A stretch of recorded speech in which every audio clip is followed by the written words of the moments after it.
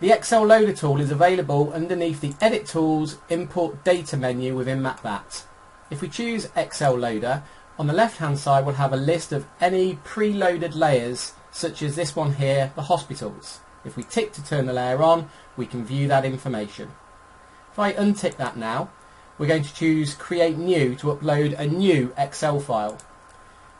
Here's my Excel file in XLS. We've got the name of the park, we have a location in Easting and Northing, but that could also be longitude and latitude, it could be an address field, or even a postcode field.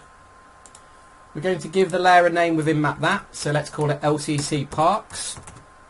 We're going to press Browse to find our Excel file, open that, and finally we're going to choose an icon to represent that feature. So in this case these are going to be parks, so we'll choose the park icon. If we now press Upload, MapThat will generate the file by doing geocoding based on either the address, the postcode, or the Easting and Northing. If we look within the map window, we can see the parks have been uploaded, and if we hover over the feature, we get the information bubble telling us the attributes, as well as the ability to open the data table to view the full attributes.